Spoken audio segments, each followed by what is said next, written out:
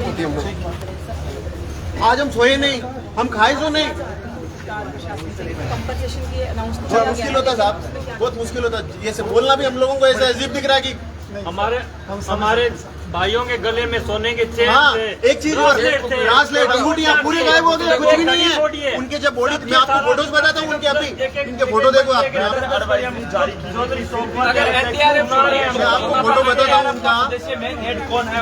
हमारे भाई के गले में चेन, ब्रासलेट, ये छोड़ा। ये एक मिनट देखिए, ये देखिए, देखो देखो, मैं बताता हूँ, मीडिया को बताता हूँ। ये डेथ है, इनके गले में चेन है, लेकिन ना चेन है, ना ब्रासलेट है, ना रिंग है, ना वॉच है, इसके हाथ में कुछ भी नहीं है उनके हाथ में। पूरे के पूरे चले गए, कम से कम 15 लाख रुपए का सोना चला गया। लिपा पोती करने के लिए यहाँ पर कुछ बैग उठाकर लाके रख दिए हैं। सिर्फ लिपा पोती कर रहे हैं कि बैग उठा के इसमें सामान मिला है, जिसमें सिर्फ औरतों के कपड़े वगैरह। कटरा के अंदर जिस तरह से माता वैष्णो देवी ट्रैक पर एक बहुत बड़ा जो लैंडस्लाइड हुआ, जिसमें करीब 34 के करीब जो श्रद्धालु हैं उनकी मौत वहां पर हो चुकी है, जिसके बाद जो उनके परिजन हैं वो यहाँ पर काफी ज्यादा गुस्से में है, जिनका ये कहना है कि यहाँ पर जनाब जो इतनी बड़ी जो एडवाइजरी थी इंडियन मेट्रोलॉजिकल डिपार्टमेंट उसकी तरफ से जारी की गई थी, लेकिन उसके बावजूद भी यात्रा को सस्पेंड जो है वो क्यों नहीं किया गया, और श्राइन बोर्ड की तरफ से ये इतनी बड़ी जो लापरवाही है ये जो है किस तरह से यहाँ पर हुई है। रविंदर रैना जी भी यहाँ पर पहुंचे हैं, जो कि हर एक के दुख सुख में यहाँ पर शामिल होते हैं। सर, आपके घर से कौन है जो माता वैष्णो देवी में गए? और हमारा जो हमारे भाइयों के, हमारे जो गहने वगैरह क्या मालूम है कि वो किसके पास में है। ग्रेट समझता हूँ मैं तो। क्या कहेंगे सर जी? काम तो करते कम से कम। चारों कोई भी नहीं आता वहाँ पर बाजू में। क्या लगता है कि इतना बड़ी जो एडवाइजरी थी वो जारी की थी, उसके बाद उसे नजरअंदाज किया गया? किसने किया? साइन बोर्ड द्वारा किया गया। इसकी गलती है, हमारे भाइयों की है, हमारे भाइयों की है। साइन बोर्ड की नहीं है, प्रशासन की नहीं है, हमारी। घूमने के लिए आए इंडिया में, कहीं पर भी घूमो सब जगह सेफ है। साइन बोर्ड का इसमें कोई हाथ नहीं। हम धन्यवाद ज्ञापित करते हैं साइन बोर्ड को। आप ऐसे ही हमारा साथ निभाते रहे और ऐसे ही हम बोर्डिया लेने आते रहेंगे। बोर्डिया देने के लिए आते रहेंगे। बिल्कुल, ऐसे ही बोर्डिया लेने के लिए हम यहाँ आते रहेंगे। आज ये परिजन वहाँ को इतने ज़्यादा मतलब दुखी हालत में है, इन्हें कुछ समझ नहीं आ रहा है, और श्राइन बोर्ड का ये शुक्रिया अदा कर रहे हैं कि अगर श्राइन बोर्ड इसी तरह से काम करेगा तो इसी तरह से ना जाने कितने लोग जो है वो शव लेने के लिए जम्मू में यहाँ पर पहुँचेंगे। राणा साहब क्या कहेंगे? परिजन बहुत गुस्से में हैं, आप इनका दुख यकीनन हम यहाँ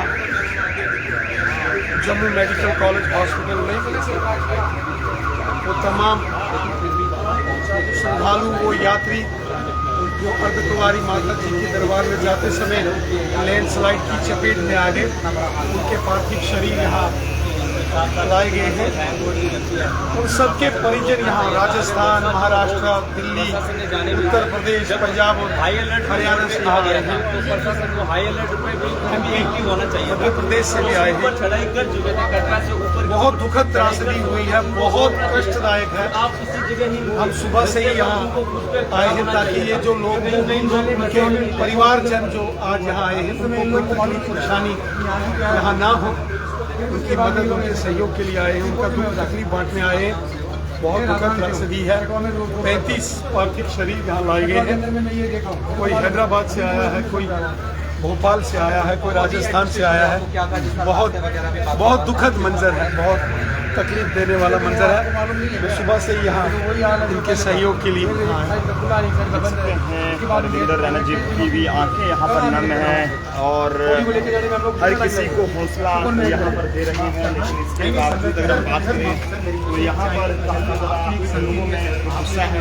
यहाँ पर देखने को मिल रहा है कि श्राइन बोर्ड को लेकर कई तरह के जो सवाल हैं वो यहाँ पर उठाए जा रहे हैं। काफ़ी दुखद है, जो लोग यहाँ पर आए हैं उन्होंने सोचा नहीं था कि वो इस तरह से अपने जो लोग उनके माता वैष्णो देवी जी के दरबार में दर्शन करने के लिए जाएंगे, उनके शव जो है वो किस तरह से वो जो है वापस लेने के लिए उन्हें जम्मू आना पड़ेगा। सोमनाथ दबोत्रा जी मेरे साथ हैं। दबोत्रा जी, इंडियन मेट्रोलॉजिकल डिपार्टमेंट ने सख्त advisory, red alert, high alert जारी किया था। इतनी बड़ी लापरवाही श्राइन बोर्ड की तरफ से किस तरह से? हर पल के बाद हमें नया देखने को मिलता है, सोचने को मिलता है।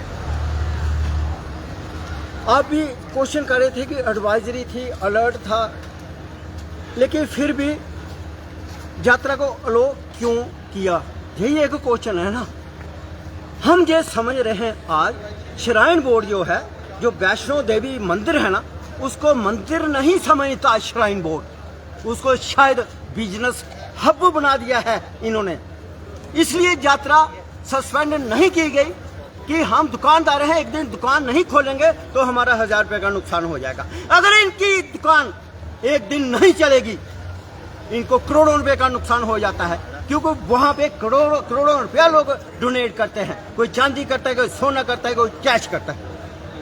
ये समझ आ रही है मेरे को। आज अभी रविंद्र रैना जी कह रहे थे कि जो यात्रा स्थगित ना करना, किसी की अकाउंटेबिलिटी जरूर बनती है। अगर अकाउंटेबिलिटी बनती है तो आज तीसरा दिन है, अभी तक प्राइमरी एप्लीकेशन ही क्यों नहीं लगी उसके खिलाफ, FIR या कंप्लेन की दूर क्या की बात लगता है कि श्राइन बोर्ड जो है वो लोगों की कीमत को जीरो के बराबर समझता है? श्राइन बोर्ड की हालात हम ये देख रहे हैं कि श्राइन बोर्ड के पास इतना पैसा है, वो हमारी स्टेट गवर्नमेंट को भी लोन देता है, ऑन इंटरेस्ट लोन देता है।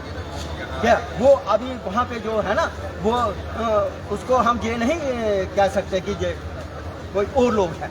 ये इंटरेस्ट के ऊपर जो पैसा दे के कमाई करते हैं ना, क्या ये वो लोग हैं। क्या कई लोगों ने ये भी कहा कि जो त्रिकुटा भवन है ना, मंदिर है, जहाँ की पहाड़ियों को टच नहीं किया जाए। हमारे लिए ये पहाड़ियाँ नहीं है जहाँ पे पहाड़ों का सीना चीर के आपने सुरंगें बनाई है, चाहे वो ट्रेन के लिए बनाई है या बाकी गाड़ियों के लिए बनाई है। हमारे ये देवी देवता हैं। देवी देवताओं के ऊपर आप जब बुलडोजर चलाओगे, क्रेनें चलाओगे, हैम्पर चलाओगे, तो वो देवी देवता चीखते हैं। और उन्होंने चीख देखी ना आपने, पिछले दिनों जो लैंड स्लाइडिंग हुई, बादल फटे हुई ना। अगर एडवाइजरी अलर्ट को ये इम्प्लीमेंट करें तो शायद मौत का जो आंकड़ा है उसको रोका जा सकता था। नितिन गडकरी जी कहते हैं कि हम पता नहीं एक दिन में कितने किलोमीटर रोड बना रहे हैं क्या। और एक RTI के माध्यम से हमें पता लगा था कि 250 करोड़ रुपए में एक आपका 1 किलोमीटर रोड तैयार हो रही है ना। ये मतलब कि कौन सी रोडें तैयार हो रही है? ये तो मौत के खड्डे बना रहे हो ना आप। क्या पुलों के ऊपर, टनलों के ऊपर आपने करोड़ों रुपया लगाया ना। क्या वो हमारे जो टैक्स पेयर है, लोग हैं, टैक्स पेयर वो भी हैं जो आपका बिजली का बिल देते हैं, जो आपका रोड टैक्स देते हैं, वो भी टैक्स पेयर है। और हमारे टैक्स के पैसे को आप पानी में बहा दोगे। कटरा के अंदर पर्चा लगना चाहिए इनके खिलाफ। अभी तक किसी के खिलाफ FIR नहीं हुई कि जो पुल ढह गए हैं, क्या 1-2 साल पहले बने हैं, पर्चा लगा किसी के खिलाफ? क्यों नहीं लगा भाई?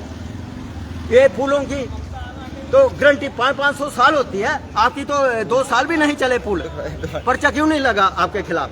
और दूसरी बात है कि ये श्राइन बोर्ड या नारायण हॉस्पिटल या GMC आज भी किराए के ऊपर चल रहा है।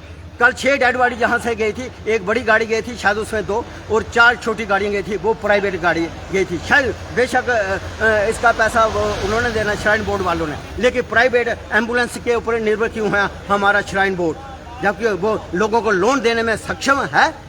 तो एम्बुलेंस से क्यों नहीं है? कटरा के अंदर जो हुआ बहुत ही दुखद है। हर कोई जो है वो श्राइन बोर्ड पर सवाल उठा रहा है और श्राइन बोर्ड के उन अधिकारियों के खिलाफ कार्रवाई करने की मांग कर रहा है जिनके द्वारा ये लापरवाही जो है वो की गई। आप सब लोग भी अपने अपने सुझाव देते रहे। जम्मू ट्रिब्यून के साथ नरेंद्र सिंह ठाकुर।